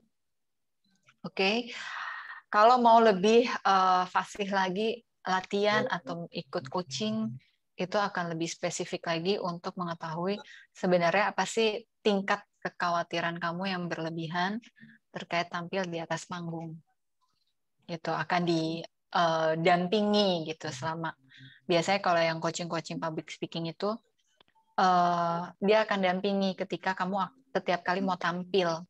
Jadi dia akan selalu ngingetin sampai kamu ada progresnya dan kecemasannya menurun. Oke deh. Udah dicatat ya, Karyo. Nah, itu tadi kan terkait tips and trick untuk kita manggung nih. Nah, mungkin dari si Amelia bisa ditanggapi pertanyaannya tadi, bisakah meditasi kita pakai jadi persiapan untuk sebelum kita tampil? Kalau seandainya masih susah, gimana? Oke, thank you pertanyaannya untuk Rio dan Natania. Oke, apakah meditasi bisa membantu? Meditasi kalau di saat sebelumnya meditasi, mungkin kadang-kadang kita udah terlalu panik untuk bisa meditasi, kalau nggak biasa meditasi. Jadi sebenarnya justru di saat kita lagi baik-baik aja, meditasi. Kepake banget nanti kalau lagi mau naik panggung. Gitu. Jadi jangan kayak udah mau wah gitu ya, kemudian baru harus coba meditasi gitu. Jadi sebenarnya meditasi itu nantinya ketika ada keadaan-keadaan genting gitu ya, kita panik dan sebagainya, itu bakal kepakainya di sana. Mungkin aku tambahin sedikit banget aja mengenai Rio, aku nggak tahu public speaking-nya di mana gitu ya.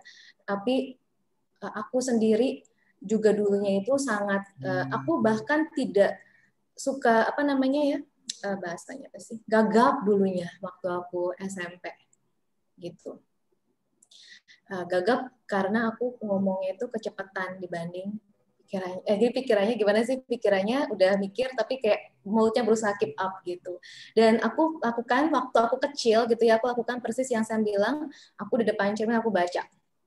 Aku beneran baca teks-teks yang kayak pelajaran-pelajaran sekolah gitu, aku baca dengan gaya anchor gitu, dengan gaya pembawa berita. Jadi itu aku latihan tiap hari kayak gitu karena kan waktu sekolah ya. Dan sebenarnya apalagi kalau misalnya kayak di CD kan enak banget ya, kalian sering banget ada acara kayak gini, justru kalau ada kesempatan diambil karena nggak akan mungkin jadi bisa public speaking kalau nggak praktek gitu. Jadi kadang-kadang jangan aku deh, aku nggak berani. Kapan bisanya kalau nggak praktek gitu. Jadi aku aja gimana gitu. Jadi nggak apa-apa untuk volunteer. Dan aku selalu ya sebelum aku ngomong, kalau misalnya aku meragukan diriku sendiri, aku akan bilang sama diriku bahwa aku bukan melakukannya untuk aku. Karena kalau aku pakai ego aku atau logika aku akan mikir bahwa Mel tahu apa sih? Mel bisa apa? Mel nggak ada apa-apanya. Mel nggak sebanding. Benar ya? Ntar lu ngomongnya gimana Mel? Aduh itu orang udah tahu kali Mel mau ngomong apa gitu. Jadi kita bisa ngomong gitu ke diri kita, itu sekali lagi itu pikiran kita, kata siapa, apa benar, dan sebagainya. Dan sadari bahwa fokus on service. Jadi aku selalu, ini caraku ya, aku selalu bilang bahwa aku melakukan ini bukan buat aku hanyalah wadah gitu. Jadi aku membiarkan apapun yang mau mengalir lewat aku, silakan mengalir. Jadi aku tidak punya banyak beban juga pada akhirnya. Dan ketika ada yang bilang, bagus ya Mel ngomong, bukan aku juga sih yang ngomong, rame-rame men di sini. Ada tim kita, ada support systemnya banyak di belakang gitu.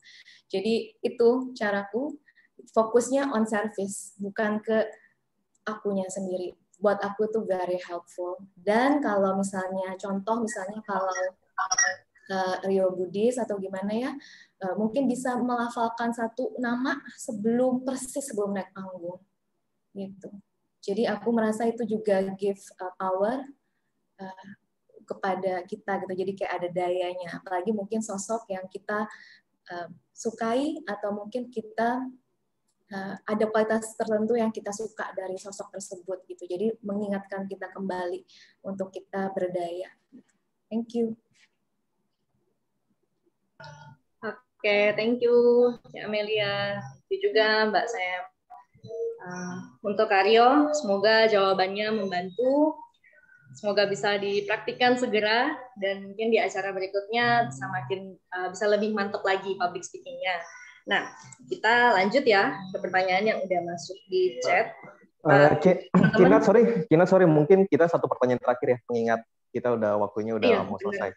Satu pertanyaan terakhir. Benar. Jadi kita akan pilih satu pertanyaan terakhir. Ini ada pertanyaan dari Kak Albert. Ya. Pertanyaannya itu bunyinya seperti ini. Malam Kak, saya terlalu sering overthinking dalam banyak hal. Dari hal-hal besar sampai hal-hal kecil. Terlalu banyak tertinggal merasa itu bagus. Terkadang tidak. Bahkan seringkali saya melewatkan peluang yang ada karena terlalu overthinking. Saya cenderung kesulitan memilih kapan ikuti kata hati, kapan harus mengikuti logika dan bersikap realistis. Apakah itu normal? Bagaimana tanggapannya untuk kakak-kakak di sini? Mungkin dari Cik Amelia dulu. Aku tadi kurang jelas, apakah apa tadi yang terakhir, kalimat terakhirnya, apakah aku apa gitu? Apakah itu normal? Apakah itu normal?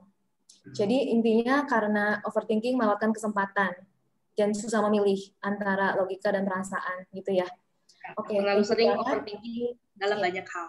Oke. Dan kata hati tadi katanya. Yes, ya. Oke, thank you banget pertanyaannya untuk Albert. Yes, menurut aku itu sangat normal, sangat normal. Jadi karena overthinking justru semakin galau antara logika dan perasaan dan suara hati. Semakin overthinking semakin galau biasanya. Semakin dipikirin semakin galau. Biasanya sih seperti itu. Dan kalau aku mungkin kasih beberapa tips saja ya. Yang pertama adalah secara logika, menurut aku penting sekali untuk riset. Karena aku orang yang mungkin aku bukan yang selalu riset, tapi aku orang yang sangat pro riset. Jadi biasanya kita jadi susah buat keputusan karena kita belum riset. Apalagi kalau ini berhubungan dengan pekerjaan atau berhubungan dengan hal-hal yang memang perlu fakta gitu ya untuk buat keputusannya. Jadi sebelum kita riset, kita jadinya nggak benar-benar tahu apa sih yang ada di sana gitu. Jadi kalau kita ngomong soal quarter life crisis, aku suka bilang gitu ya, sama teman-teman masih muda, misalnya mau jadi psikolog gitu, kenalan gitu, cari tahu gimana sih profesi seorang psikolog itu, enak nggak enaknya gimana.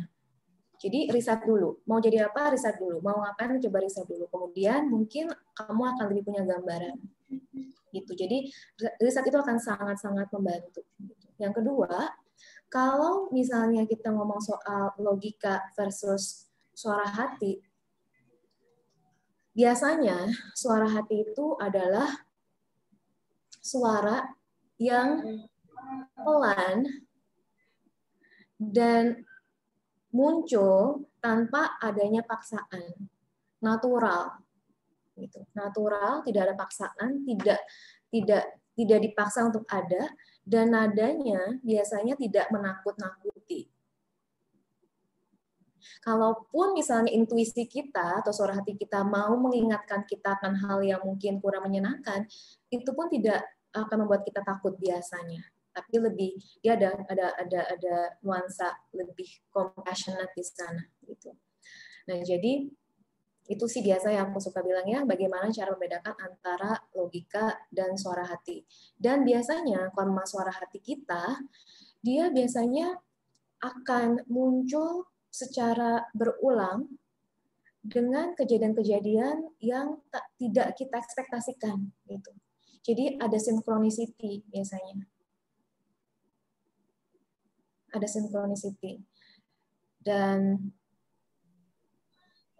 kalau misalnya kita lihat synchronicity itu, kita entah lihat di pelanggan jalan atau ada teman yang ngomong, kita jadi kayak, iya ya, kayak aku benar nih gitu, confirm gitu.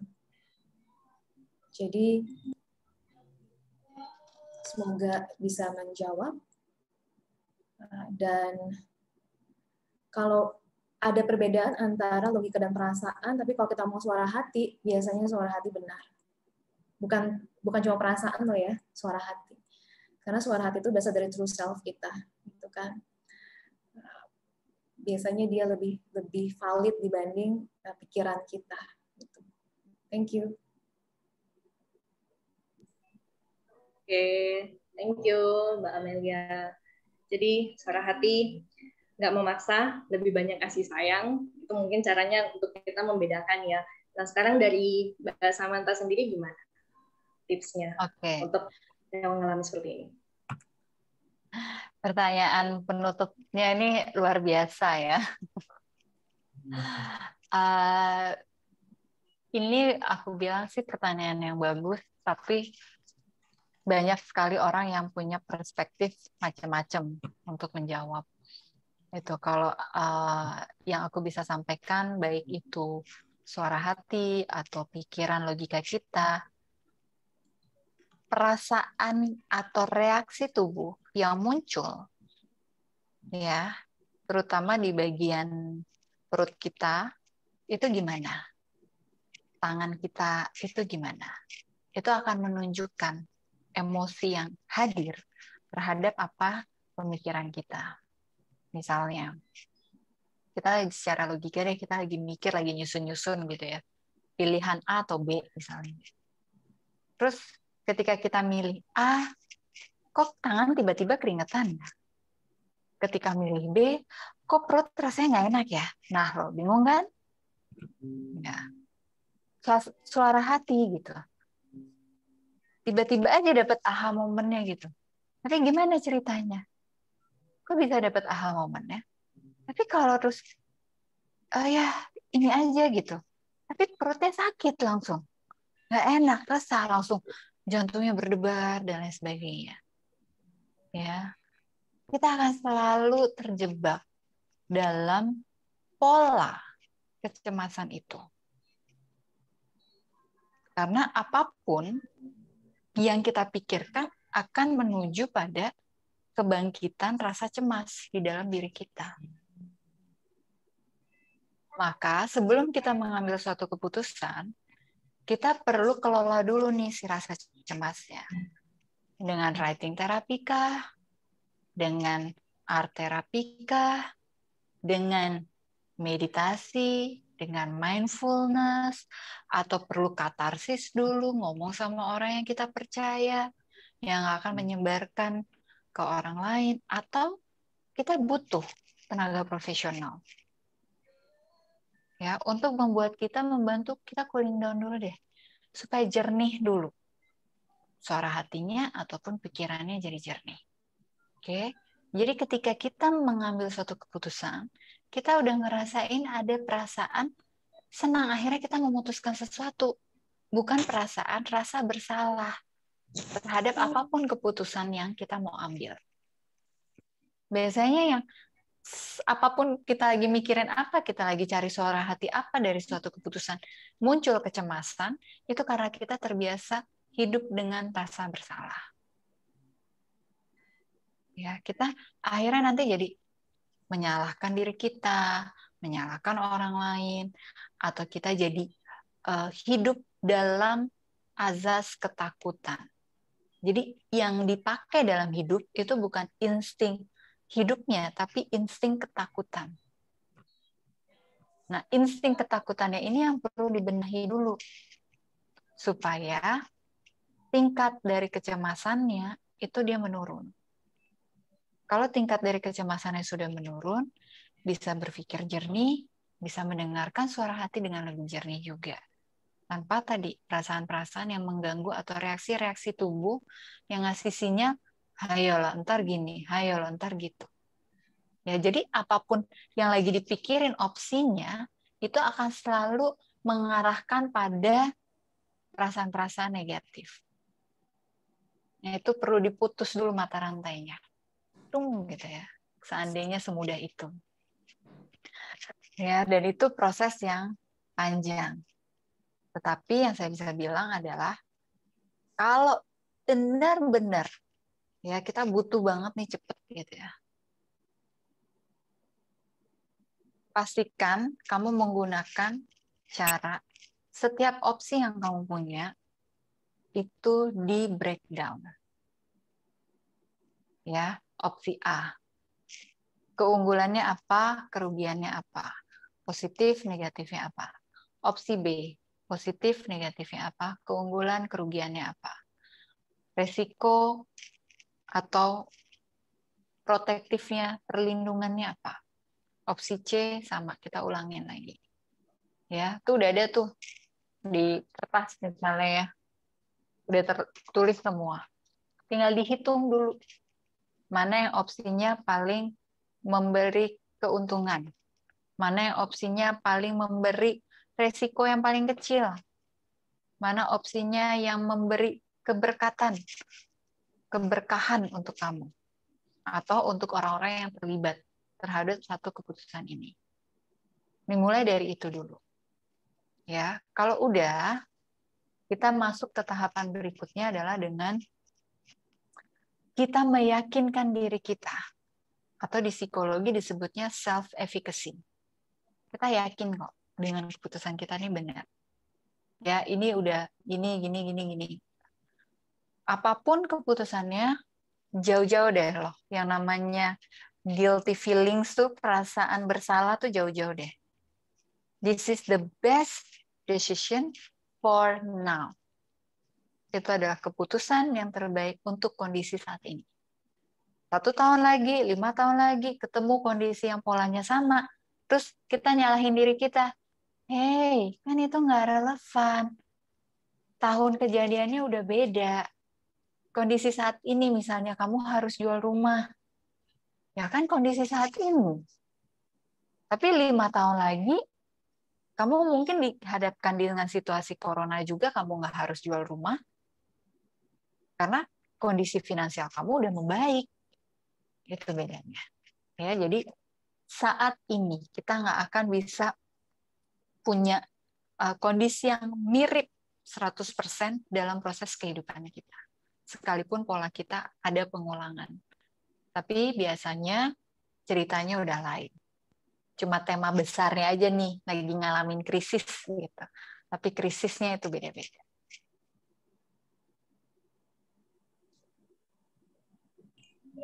Oke. Semoga pertanyaannya ini bisa terjawab dengan baik.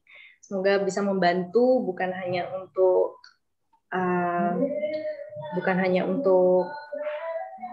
Kak Albert, bukan hanya untuk Kak Albert saja, tapi juga untuk teman-teman yang sudah berkenan hadir sampai saat ini.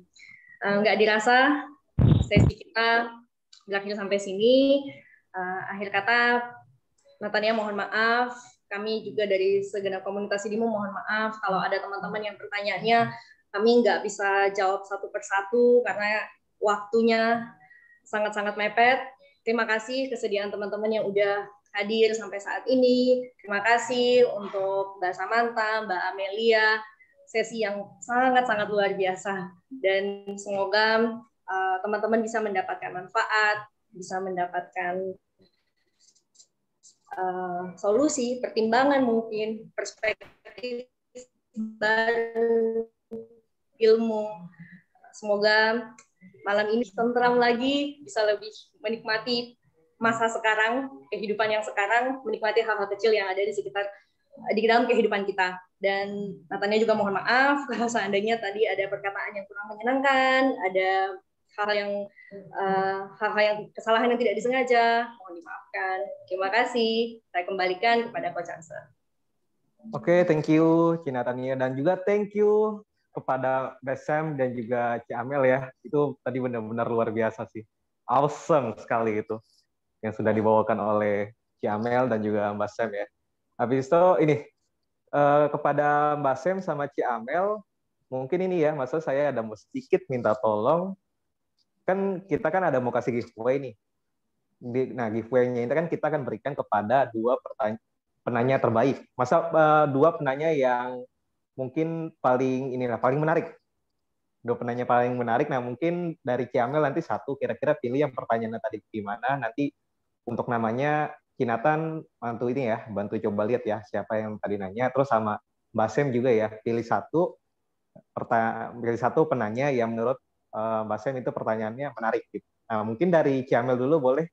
Kira-kira pertanyaan apa tadi yang paling mengena di Ciamel gitu, yang paling teringat gitu. Oke, aku mau pilih pertanyaannya Arika Maria.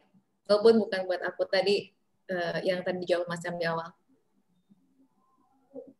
Oke, Mbak, dicatat ya, Cinat ya. Arika. Udah dicatat, Mbak Arika. Oke, Mbak Arika ya. Terus buat nanti Kak Arika itu coba langsung ini ya, maksudnya taunya dari siapa cara ini, langsung kontak aja. Nanti masalah untuk pengirimannya ntar diatur sama yang mungkin mengundang pada acara hari ini, atau nanti yang Arika tahu itu kontak personnya siapa, dihubungi aja ya. Nah, terus berikutnya Mbak Sem. Nah, kira-kira pertanyaan yang paling menarik apa nih menurut Mbak Sem? Dari siapa? Dari siapa ya? Pertanyaannya aja. Agak bingung milihnya karena semuanya bagus-bagus. Tapi yang berkesan banget tuh tadi ya, yang tentang meditasi kalau mau naik ke atas panggung itu ngaruh atau enggak? Kalau enggak, dengan cara apa? Oke. Cinat itu tadi siapa nanya itu? Kalau nggak salah Rio ya? Itu pertanyaan dari Kak Rio ya? Iya. Bener ya, dari Rio ya? Kak Rio Sanjaya. Oke. Untuk yang tadi Arika sama Rio mungkin nanti boleh kontak ke saya, maksudnya boleh kontak langsung di Zoom-nya, kontak ke saya pribadi, langsung kasih tahu nomor WA-nya, nanti biar langsung saya kontak, atau ke Kinatan ini juga boleh, langsung segera ya. Soalnya ini kita selesai ini nanti agak susah buat hubungin ya. Jadi mohon ketersediaannya dan kerjasamanya kepada yang memenangkan giveaway pada Sidikoi kali ini. Oke, beri pas dulu dong buat dua penanya menarik kita. Nah, sebelum saya tutup acara Sidikoi kali ini, ada pesan sponsor nih dari Pak Ketu kita yang dari Makassar nih. Kepada Ko Indra, silakan. Ya, malam semuanya teman-teman. Ciamel. Oke, malam. Thank you banget nih, hari ini udah sharing-sharing banyak banget hal insightful banget untuk teman-teman. Saya sendiri pun banyak banget dapat ilmu baru nih hari ini. Nah, untuk sebagai kenang-kenangan aja nih, Mbak Sam sama Ciamel, kita dari CD mau kasih sedikit sertifikat. Nah, ini pertama untuk Mbak Samantha. Thank you, Mbak Samantha. Terima kasih, Sidiku. Terima kasih. Yang kedua untuk Ciamel. Thank you, Ci Amelia. Thank you banget. Thank you. Oke deh, thank you semuanya. Saya kembalikan ke host.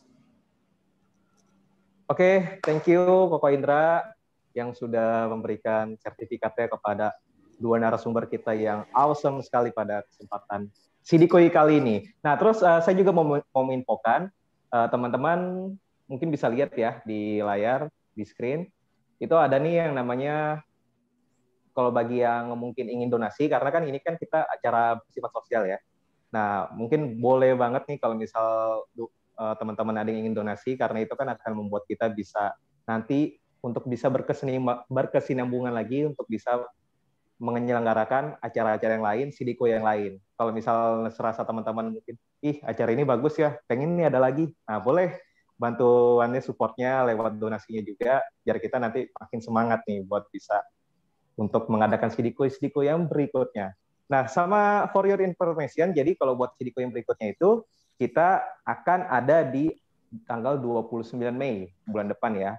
Nah, boleh nih teman-teman Sidier semua, boleh dicatat, biar nanti nggak ketinggalan, walaupun nanti kita juga bakal tetap menginfokan tanggal 29 Mei. Nah, kira-kira bakal apa sih yang dibahas? Kira-kira temanya apa lagi sih? Tetap stay tune. Dan, oh ya, ada foto ya Kak Indra ya? Oh iya, boleh kita foto bareng. Kita foto dulu ya. Mungkin Koko Indra boleh yang ini ya, yang kasih arahan ya. Oke. Ayo kita foto bareng dulu untuk kenang-kenangan teman-teman. Yang bisa nyalain video, ayo nyalain video dulu. Wah, Mbak Sem langsung love dong. Oke, teman-teman ada yang bisa nyalain video, silakan kita foto bareng. Ya, boleh banget ya teman-teman ya, biar kita nanti teman-teman juga bisa share gitu kan. Nanti di sosial medianya, habis ikut Sidiko ini acaranya bagus nih gitu kan. Oke. Kita mulai ya. 3, ayo posenya. Oh, begini. Pasal love ya. Biar semua ini ya. Biar semua kompak ya. Oke. 3, 2, 1. Satu kali lagi.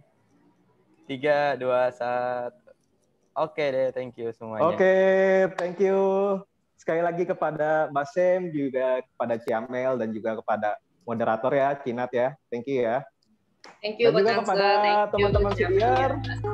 Thank you banget atas ketersediaannya yang sudah bergabung pada acara kali ini. Dan akhir kata dari saya selaku MC, saya Chance undur pamit.